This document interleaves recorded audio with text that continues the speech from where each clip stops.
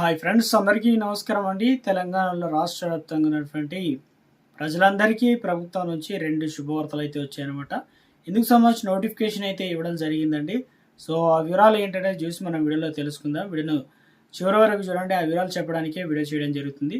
మరోసారిగా channel చూస్తున్నట్లయితే video కింద నల్లకల్లా subscribe button అయితే ఉంటుంది. దానిపైన నొక్కండి, సబ్స్క్రైబ్ అవుతారు. Bell button all notification activate చేసుకోండి. చూస్తున్నారు కానీ లైక్ చేయడం మర్చిపోతున్నారు. వెంటనే లైక్ చేయండి. వివరాలకి అయితే వెళ్ళిపోదామండి.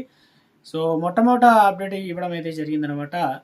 సో రేషన్ కార్డు ఎవరికైతే ఉంటుందో వారందరికీ కూడా, ముఖ్యంగా తెలంగాణ రాష్ట్ర వ్యాప్తంగా రేషన్ కార్డు ఉన్న వారందరికీ కూడా మొదటి శుభవార్త ఏంటంటే, పెరుగుతున్న బానుడి ప్రతాపం. అంటే ఇప్పుడు మనకి ఎండల తీవ్రత కూడా పెరిగిపోయింది కదా, మార్చి నెల అయితే వచ్చేసింది.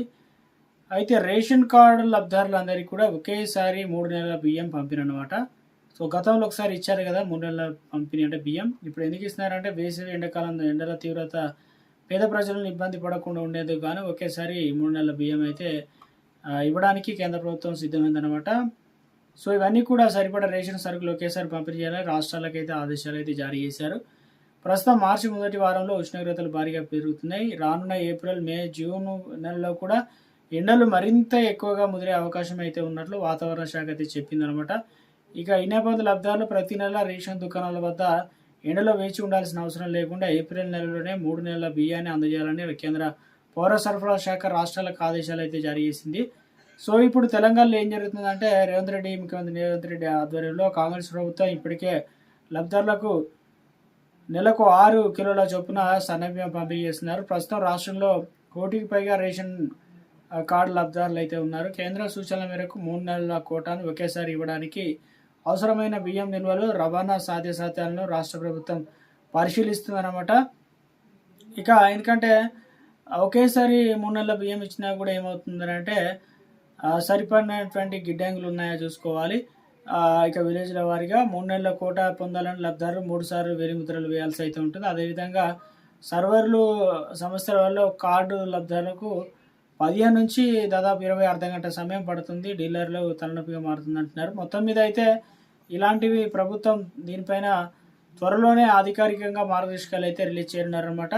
దీంతోపాటు బియ్యం, చక్కెర, అదేవిధంగా గోధుమలు ఇలాంటివి అయితే ప్రభుత్వం అందించబోతున్నారంటూ ఒక అప్డేట్స్ అయితే రావడం జరిగిందండి. ప్రభుత్వం నుంచి అందుతున్నాయి.